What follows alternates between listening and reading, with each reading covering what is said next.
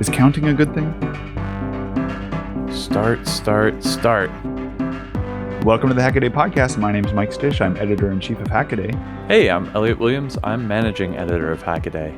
This is episode 114. Today we find out I is watching you. We look at alien art, a CNC chainsaw, and talk about the Galvie flu. Elliot, I was shocked to see that there are two space anniversaries on the same day, and I had no idea. Which two were these? Well, 60 years ago, on the 12th, which would have been Monday of this week, Yuri Gagarin made the first orbit in space. And then 20 years later, 40 years ago, on April 12th, was the launch of the first space shuttle. Crazy. 40 years ago was Space Shuttle, which is 1981. 81. It's 2021 already? I think it's 2021 now. Oh, no. Crazy. What happened to last year? Do you think they planned it that way to be on the 20th anniversary? You would think they would. I think they absolutely didn't. No. I can't imagine they did. Like, space shuttle launches, at least as I remember them, were always delayed by bad weather in Florida. Yeah. Right? Absolutely. It was always like, oh, we can't launch today. At least, again, this is my impressionable childhood memories because I'm like, oh, I want to watch the space shuttle launch. And then they're like, mwah, mwah, no launch. You know, throughout my life, I'm constantly surprised by how recently things that are, in my mind, historic actually happened. Okay. So for me, that 20-year period between Gagarin and the space shuttle seems very short. And then especially when you go and you read this article that Jenny List wrote, and she mentions that on reentry, after completing reentry, he then jumped out of the spacecraft and parachuted to the ground. And yikes. Yeah, that's super scary. They call that an extreme sport now, but back then it was mind-blowing. Exactly. But then 20 years after that day, we had this massive spacecraft that could land like an airplane. And in between then, somehow people had gotten to the moon 3 times, and probes had gotten to Venus, and probes on Mars in between then and then. The 2 Vikings were in the 70s. Yeah, what the heck happened?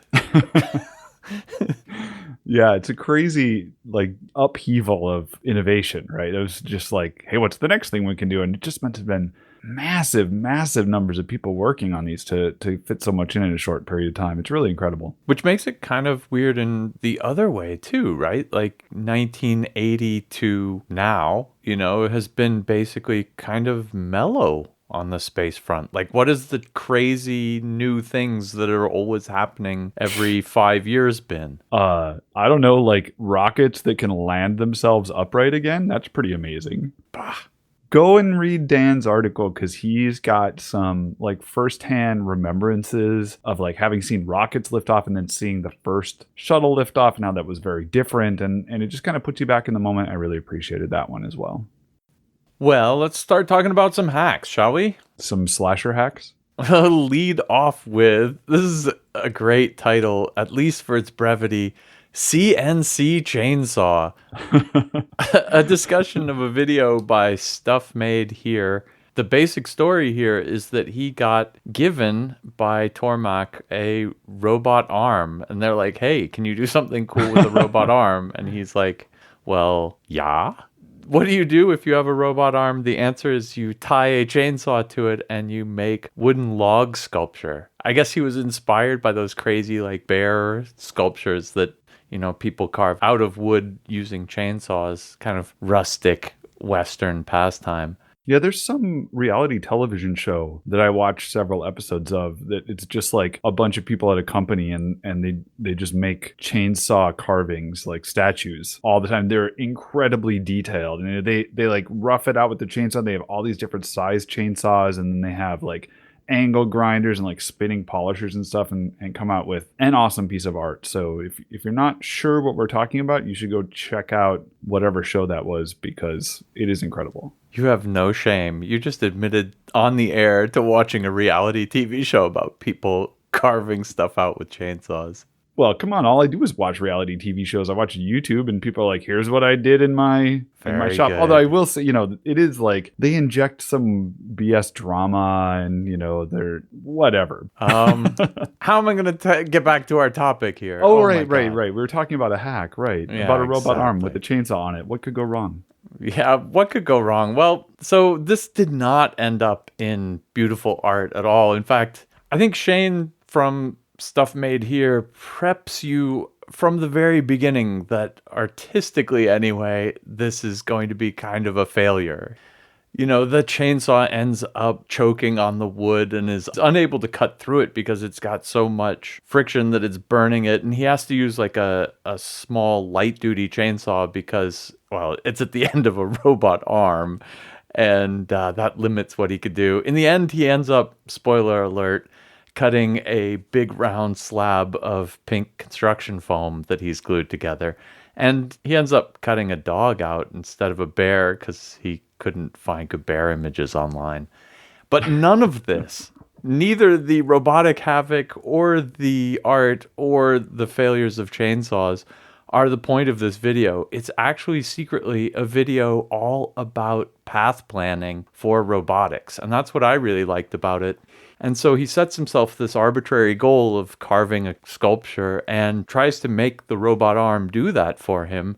His first algorithm he settles on is what he calls an apple peeler method. And the idea is to take lots and lots and lots of slices at this log as it rotates around, moving in and out with the chainsaw and kind of, slowly rotating down in a big helix out the profile of the bear from the log. For various mechanical reasons, this ends up being a total no-go. What's really cool, though, is the algorithm he does set up on is actually very specific to chainsaws. If you think the way you cut with a chainsaw, you kind of go in on one side, you pull out, you go in on the other side, and you make these pie wedges to cut pieces out of wood. And that's what he ends up doing. And this makes a really interesting path planning problem because the wedge is kind of how deep and at what angle you go in. And so he's got a few variables and he ends up writing his own maximizers and stuff to try to get, the minimum number of carvings. I think he probably went down 2 or 3 weeks worth of path planning rabbit holes that he didn't necessarily need to. But then he reported that all to us. And so then this is really great information. It's really fun to look over his shoulder as he's doing all of this. So I really enjoyed that part. In the end, is it art? I'm not so sure, but it was really cool to watch him work on it. Well, he starts off and he says, I'm using one of those chainsaws that goes on the end of a pole to trim, limbs off of trees. And then he goes to get the stockwood and he gets the just massive tree trunk. I don't know what brand of tree it is. Oak, maybe, species, I guess, more than brand. No, it's oak brand trees. And I'm just like, what does he plan to do with that? And it's not surprising that, you just can't start with that big wood slab as your test surface for this. So I think it makes a lot more sense to use the foam. And I'm sure he's off to other stuff for his YouTube channel, but this is not an impossible problem. He just needs a tool changing setup for this arm, which totally should be possible. He needs a much larger chainsaw to do the roughing out work. And then, you can he even talks about not being able to get into the smaller places with the chainsaw he has, but I'm sure you could I'd love to see a handsaw. Yeah. And have the arm just sawing back and forth and seeing how the inverse kinematics can deal with that motion. When I watched this, I was actually thinking about that Leo Fernanke's video we talked about last week, where he's making the dynamometer for a Stirling engine, and he goes through testing all of his little design innovations incrementally and then kind of putting them together, and he builds a mock-up and he tests it. And that is the exact opposite of what Shane does here.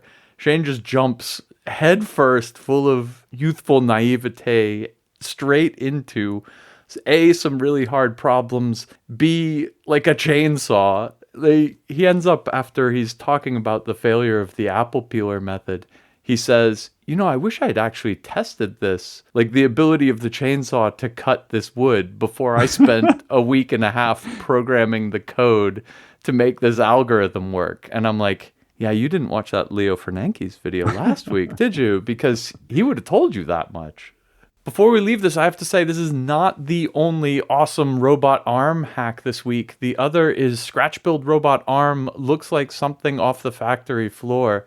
This is a completely DIY build by one of my absolute favorite YouTubers, honestly, is Jeremy Fielding, is now taking on a very complex scratch-built industrial robot arm project.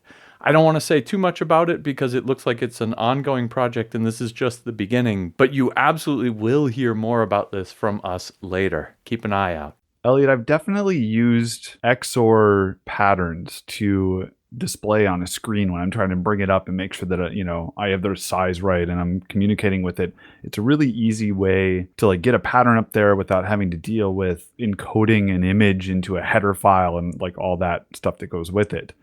But I hadn't looked much past just the simple XOR until we get this tweet from Amkai, who put just a treatise of these one-liner bit patterns that you can use to make awesome designs on screen, just an on or off for each pixel. And Michael Schaub picked this up and wrote alien art drawn with surprisingly simple math. So the one-liner here is just takes the X and Y coordinates. You go through every coordinate on the screen and you put each of them into the X XOR Y, take the result of that, and you do a modulus whatever number on it. And so like the modulus would only trigger for like, if it's modulus 9, it would only trigger for like every 9th pixel. But then you're throwing a curveball doing the XOR with the coordinates, which are going to change for every single pixel. And I don't know, Elliot, if you're surprised or not, but I looked at this and the seeming complexity to these patterns is kind of, jaw-dropping. I was looking for something that this reminded me of, which was doing the same thing in audio, and I couldn't find it. I don't believe we hadn't covered it, but somebody kicked into the comments, and that's actually the first comment on this one, is the algorithmic symphonies from one line of code, which was making the rounds way back in like 2011. It was really fun. You should go check that out too. But yeah, there's nothing you can't do with XORing powers and maybe integer rollovers. I played around with this for way too long and had a lot of fun with it.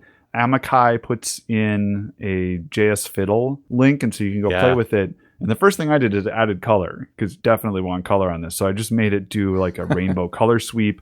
I ended up pulling out one of those TT Go boards, which has a just really densely packed, awesome color LCD on it. I think they're 135 by 240, and put this pattern on there. It looks great, but like I said, it's a litany of these different patterns. So for instance, if you do a bitwise OR instead of the XOR with the same pattern, you get what looks very much to me like fractal patterns or Sierpinski triangle patterns, if you know what those are. There's another one that is just multiplying X by a fixed integer, but then you modulus it by Y, and that turns into like the 80s style. Do you remember when they had like the quote unquote 3D graphics where it was like converging grid lines that made it look like you were standing on a plane that stretched out away from you? Right. So that, like X times 31, and then that result modulus Y will give you patterns that look just like that.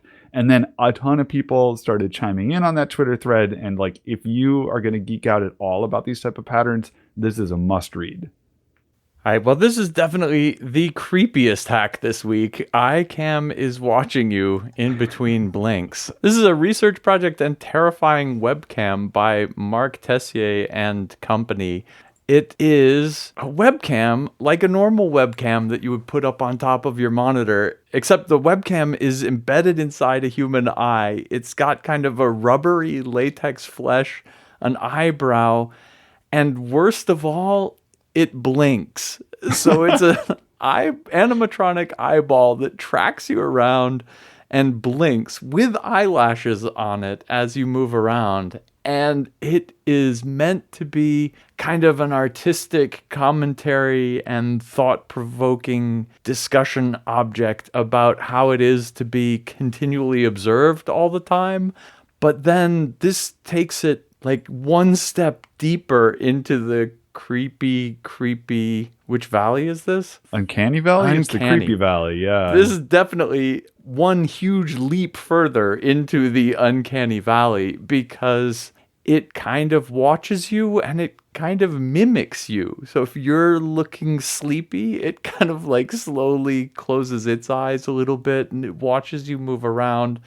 Absolutely terrifying. Terrifying. Did you see that Cronenberg movie called Existence? So they have these like these gaming consoles that are like a hunk of your body just carved off, like fleshy whatever, and this is straight out of that, like that creepiness factor. It's like from the 90s. I mean, this is, I think, 1996 level practical effects for a movie type of quality. You have to watch the video because A, it's just creepy, and B, there's a moment in the video where one person hands the camera off to another person, and it's like they're handing this like quarter of a person's head, complete with blinking eyeball. It's just, that's the part that is absolutely nightmarish. Inside this thing, though, it's no nightmare at all. It's a Raspberry Pi Zero. It's a Raspberry Pi camera. It's a couple servo motors. I mean, it's all kind of standard hobbyist stuff to make it run, which is really also quite charming. There's a GitHub repo and a how-to video will come out soon in case you want to make your own incredibly creepy human eye webcam. Yeah. I think the hard part for me anyway would be to make that eyeball part. Like it almost looks like there's a glass eye. It's got a really nicely done iris and all that. And that part would take me a good long weekend, I think, to pull off. I enjoyed seeing the video from the camera itself, because what I didn't realize at first is your view digitally is going to include the blink, because the eyelids come and close off where the camera's looking through. And you see that it actually has eyelashes on it too when it does. Like it really, I'm not the right target audience for this. I don't need to think anymore about how we're living in a horrible dystopian panopticon. But if you haven't thought about it yet, this should help you get to where I'm at. I enjoy a good cup of coffee several times a day. However, I'm not someone that needs it to be super hot. If you are, you probably want to have something on your desk like a little mug warmer. And they totally make those mug warmers. But when you can just go out and buy that stuff, how cool is it really? Right, Elliot? Not cool. But if you are the Technology for You YouTube channel, what you're going to do is build your own induction heater for a steel coffee mug. And I just love this because it's so ridiculous. But when you think about it, it's not out of place. Like, very, very common these days to be able to get a range in your kitchen that has induction heaters for your pots and pans. Absolutely. So why not have it for your cup of coffee? And it can happen if you have a 48 volt lab bench supply and you have a way of generating a AC signal and then piping it into the combination of a coil made of really thick wire and a giant capacitor. Look, there's not all that much to inductive heating, right? Like you said, you just have to have a small microcontroller that switches a bunch of fairly beefy transistors back and forth to push juice back and forth through a coil of wire. Like, it's not very hard. Getting the resonance just right so that you get kind of maximum energy transfer out is a little bit tricky. And they talk about that a little bit in the video.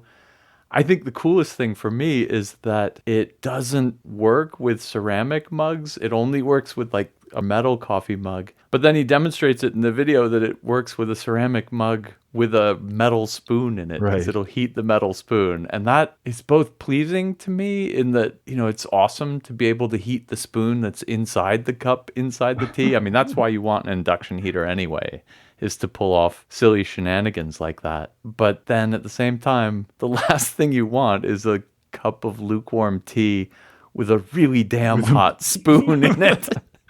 How did you brand your fingers, Elliot? Oh, well. Wait, and you can't move it. You can't pick it up, right? Because it's too hot to hold. And so then you're going to sip the coffee and this hot metal spoon's going to hit you on the side of the nose. And oh, God. You know how they have those whiskey rocks? It's like some granite, ice cube shaped granite that you can put in your freezer. Have you seen these before? I do. So you put them into your whiskey and then it makes your whiskey cold without watering it down, apparently.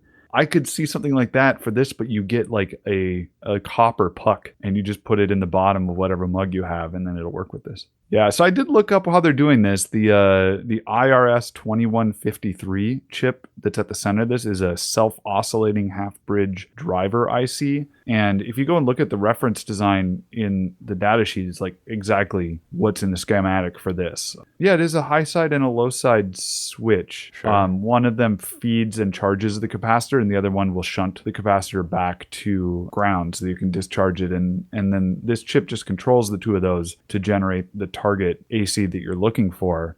The resonant coil is at 23 kilohertz, and if you feed that from your bench supply, like I said before, 48 volts, you can heat the coffee up to 100 C with about 1.4 amps of current. And I think he said it took like 20 minutes to heat that high.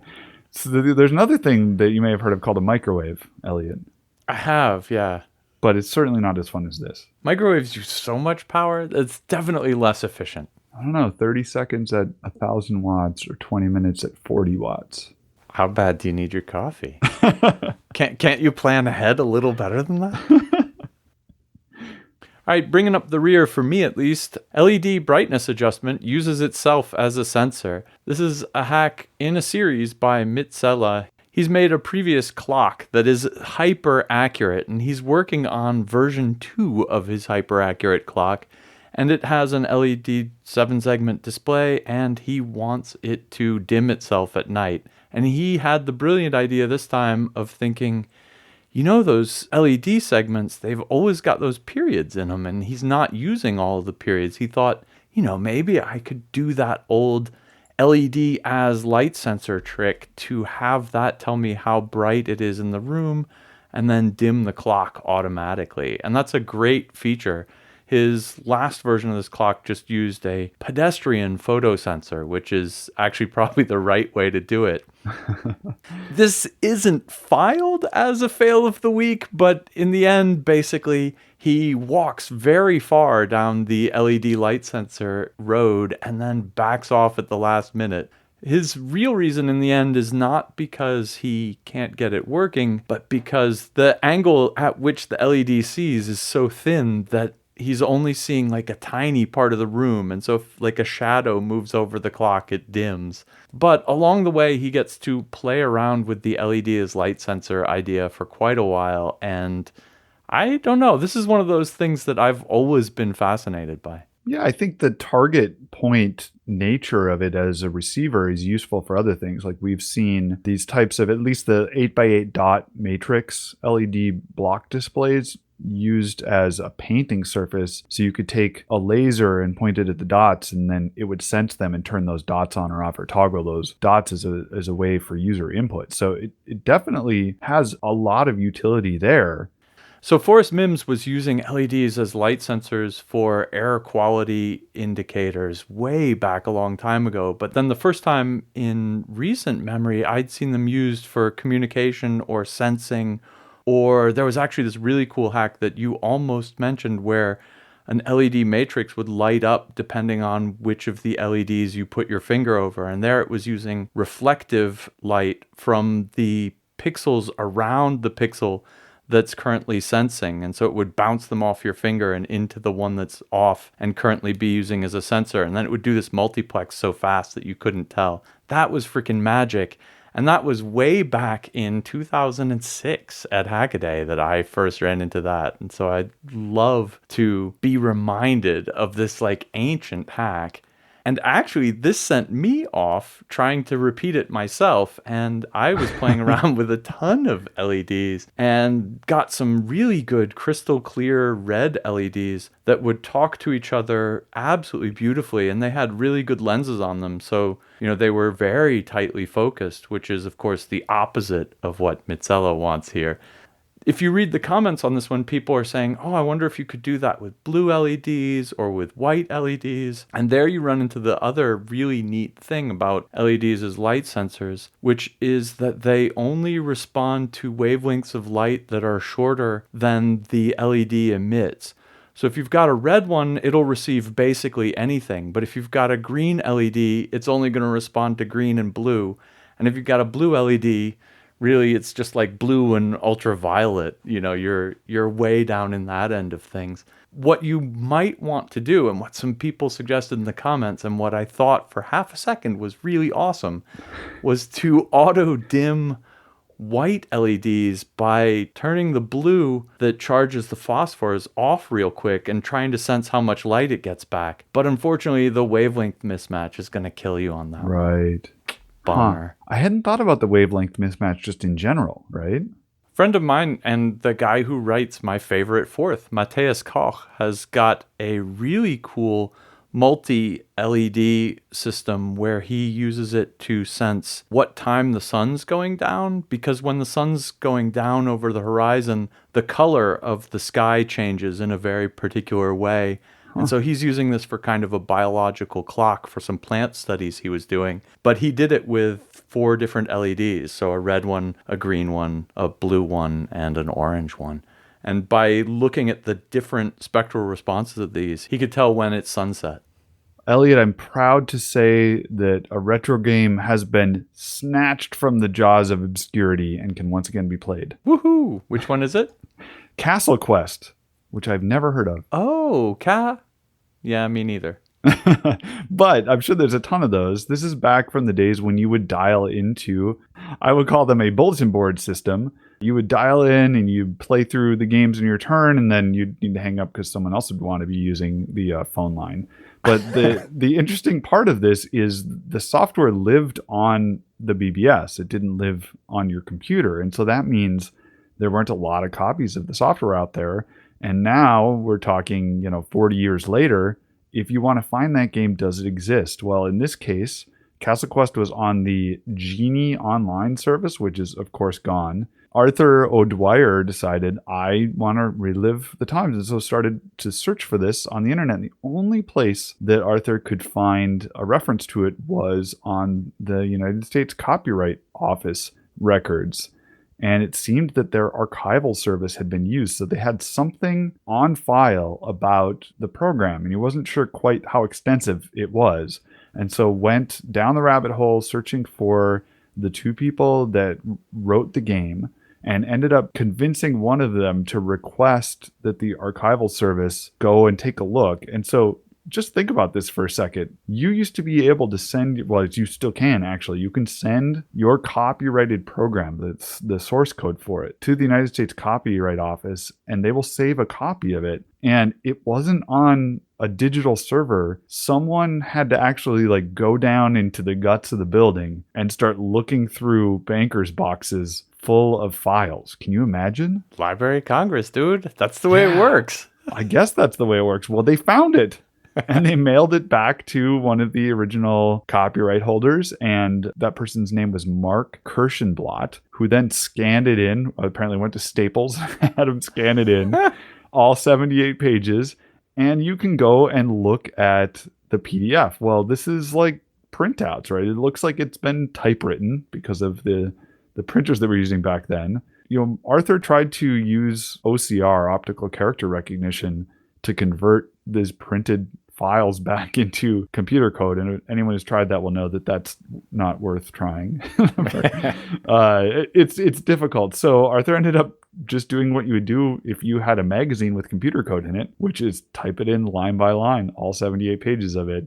It didn't compile, ended up needing some work to look for oopses, typos in there. And then just the modern Fortran interpreters are not quite exactly the same as this would have been run on. And so a little bit of work went into it. And luckily, Arthur had some people jump in and help out. And you can go and play it now. We used to do this back when I was a kid. I remember typing in a game. It was a helicopter, navigate through the terrain game for the color computer. And this thing was pushing the 4K boundaries of the memory of the first of the color computers. And 4K is not a lot of memory, but it's a hell of a lot when you have to type it all in by hand from the pages of a magazine. And so I feel their pain here a little bit. On the other hand, this is the other part of the authentic experience, right? You want a retro game? You could type it in by hand. All right, my first quick hack this week is taking a peek inside the newest Echo Show 10. This is a teardown of the newest member of the Echo family. And the weirdest thing about this one is that it has a brushless motor in it. This is not so that it can listen to you better, but so that it can wiggle around and attempt to draw your attention. I don't know how I think about it, but it's really kind of cool. Have a look at the teardown. Next up, is it a lawnmower? Is it a Raspberry Pi IRC server? It's both. This was originally an April Fool's prank by Jotun, but in the end, it's a working project. He has a Raspberry Pi stuffed up in his lawnmower that's serving the Undernet IRC network. Why? Just because you can. And he's out mowing the lawn and helping to build out the Undernet. Good on you. What the heck? Last up, Hamster Goes on Virtual Journey. This is a lovely project. Kim has hooked her hamster, Mr. Fluffbutt's exercise wheel, up to the internet and is graphing it out and logging it, and he is being plotted on a virtual journey from the Netherlands to the part of Syria where this hamster is native. So far, the hamster is virtually in southern Germany now. That's a trip of 450 kilometers. Who knew that hamsters went so far? I am a sucker for marble runs, and someday I'm going to take on building one of these from some brass rod all by myself. But for now, I am content with appreciating Nano Robot Geek's take on an infinite marble run. This has a little electromagnetic launcher arm that brings the ball back to the top of either of two runs down to the bottom. The interesting thing here, though, is that electromagnetic launcher is powered by a Sun Eater circuit that harvests power using a solar cell. Next up, Medi has built an awesome network attached storage device, a NAS, and I really like this one because it kind of shows off the power of something like the Raspberry Pi compute module to enable small devices. So this one's pretty advanced. It's got, PCIe ports for your drives, it's Ethernet, USB. It even has an I2C connector in order to drive a little display. But in the end, it's just the pads that connect the compute module that bring all of the smarts into the system. Take a look at this. I think it does unlock devices that are kind of unitaskers, but do one thing really, really well. And finally, we have a fresh e-ink newspaper delivered every morning. This is a beautiful little wall hanging that is 32 inches of e-paper, which is crazy. The thing about it is not all that much of a hack. You can go out and buy this display and it will set you back a lot of money. It's cool to use it for newspapers just because the way that print was laid out is very interesting, and that was the driving force between Greg Ray's uptake of the project. But for me, I'm interested in just seeing that there are 32-inch e-ink displays out there. Every time we see one of these displays that's bigger or has better refresh rates, it just really makes me excited about the future of this technology.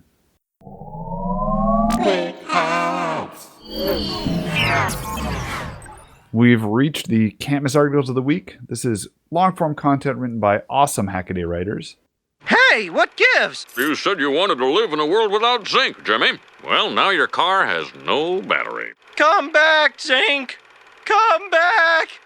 My can't miss article this week is Zinc Fever, a look at the risks of working with hot metal. And Dan Maloney wrote this up in response to some comments whenever anyone is getting around welding near galvanized metal. And so what we're talking about here is metal fume fever, or the Galvie flu, brass founder's ague. It's what you get if you inhale too much zinc when you are welding or blacksmithing with something that's been galvanized, that is coated in zinc so that it won't rust.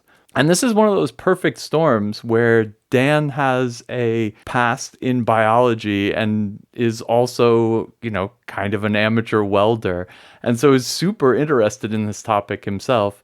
And then some commenters brought it up in the comments of a previous Hackaday article, and he just had to go check it out. And this was really interesting because I hadn't known what the actual risks were. Turns out that if you inhale enough zinc, you can get what's called zinc fever, and it is a lot like getting the flu. And what's really cool is that the reason it's a lot like getting the flu is because the zinc seems to trigger exactly the same kind of cytokine reaction that your body puts off when you have the flu. And so it's called colloquially metal fume flu, but the symptoms are exactly like the flu because it's triggering exactly the same immune response in you as the flu does. What's good about zinc flu is that you can get over it yourself, usually in a few days. So it's not fatal. What's bad about it is there's a few thousand cases of it per year in the US, and these are people who got really crappy sick for a few days, and they absolutely did not need to. When you read the most alarmist comments we get in Hackaday, they're like, don't get anywhere near zinc. If you weld galvanized metal, you'll die, die, die. And then you get other people who are like, you drink a quart of milk before you weld and you'll be fine, which is some kind of crazy old wives' tale. And then, of course, you get the reasonable people who are like, well, if you're doing galvanized metal, you should strip off the zinc or do it outside or something like that. Respirator. Yeah, I think it's cool that he was able to go out and say, like, this is an actual thing. I kind of cringed in horror when he started talking about the milk, because it's a lot of milk that you're supposed to drink when you do this. If you go and look at the wives' tales of it, it's not just like a normal amount of milk. Of course, there's no evidence to back that thing up, but that probably doesn't work. Don't bother doing it, folks. I'm just thinking of that, there was that like internet, maybe it was YouTube, I'm not sure, challenge to like down a gallon of milk, and it almost always triggers a vomit reaction in people. And so I just saw there, I'm like, this is like a hazing of young welders to tell them to drink all this milk before they go and do any kind of welding. Yeah, some commenters point out that although the zinc might fade away pretty quick on you, there's possible risk that there's some cadmium or other creepy metals in whatever you're welding to that could do you actual long-term harm. And given that you don't want the zinc flu anyway, does it hurt you so much to just ventilate super well or put on a respirator?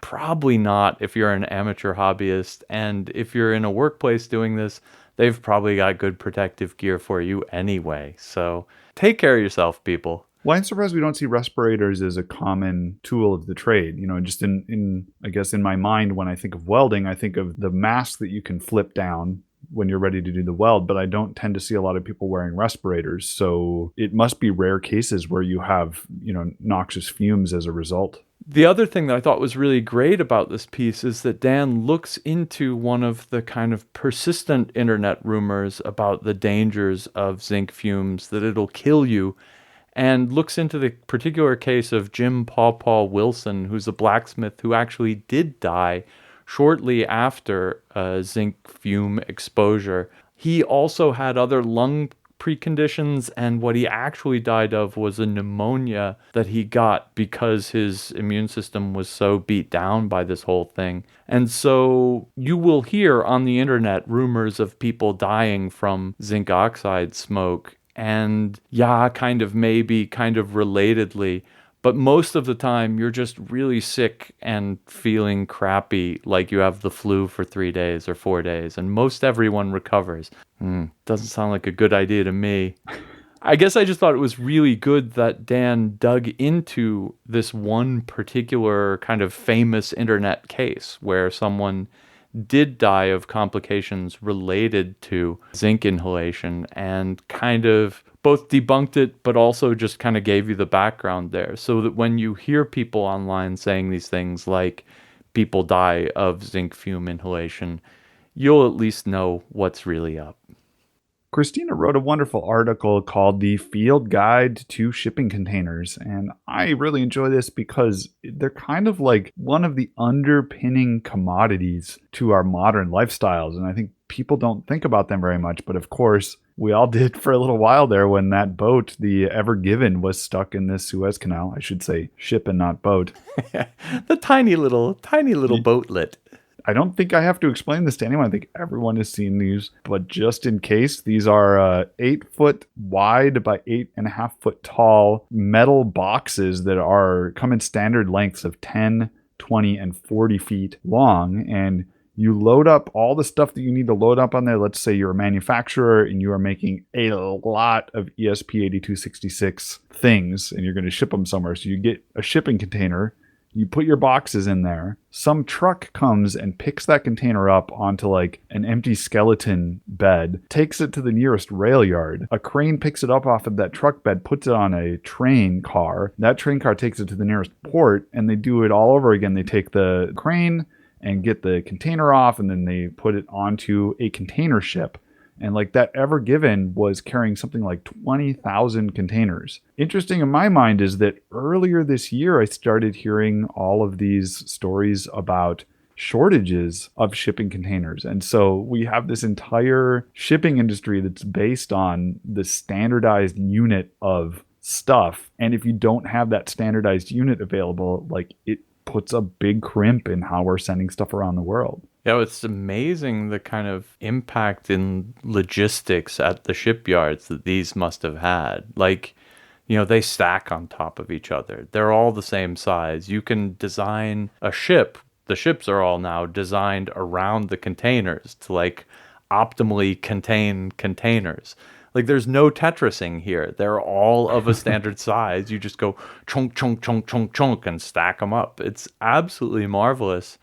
Yeah, granted, your stuff is at sea for a while and it gets sloshed around inside the container, and whatever happens inside the container stays inside the container, I guess, until you open the door and it comes tumbling out. But although sometimes these are also lost at sea. Like if you're up on the top of the stacks and it's rough seas. Oh, dude. And you have a equipment failure of some type, these go into the drink. And there's a like $30 million organ or something like this at the concert hall that I play in town here. And they built it in Germany and put it in shipping containers to bring over here. And I was there when they were installing it and like tuning it up. And I talked to one of the people from the company that built it. And I said, well, do you ever worry about losing it? And they said, yeah, we've lost containers in shipping before. And then they have to build, there's like one off. These organs aren't like stock parts. You make each pipe for it. But in general, it works really, really well. It's super efficient, and that's why it became a thing. So by 1968, ISO certification 668 had come along that outlined the size and shape of these containers so that everyone could use them. And since then, they filled in like just about every single possible thing that you can think of. So for instance, the markings on the outside of them is all standardized. At the 8 corners that make up these boxes, there are these standardized lifting areas and like attachment areas known as corner castings. These corner castings are what allow you to attach it to that skeleton trailer if you're going to take it on a semi-truck. If you're going to use a crane, the corner castings on the top are what is used to lift. And then, boy, I should have looked this up. They must stack, 20 of these things on top of each other to go from, the hold of the ship all the way to these big stacks. And so the corner castings are what are used to link one to the next below it and keep everything kind of like a rigid cube while it's moving from place to place. In the article, Christina highlights all of the different varieties of containers because although everything is standard when it comes to containers, the stuff you put in them isn't necessarily standard. That's all the time we have for this episode of the Hackaday podcast. As always, we'd love to hear from you. You can leave a comment in the show notes, which you'll find at hackaday.com/podcast. You can email us, editor@hackaday.com. We live and die by the tips that you send us, so if you've done something cool or you see something cool, please let us know about it. tips@hackaday.com. And until next time, keep on hacking. If you are someone whose name I didn't write down, then nobody will know who you are. I'm opening my virtual windows. Oh, these are virtual windows. Makes It's a computer thing. sense. It's a computer thing. I'll tell you about it later. You wouldn't know. You wouldn't understand. Ba-ba-ba-ba-ba. You can email us, editor@hackaday.com.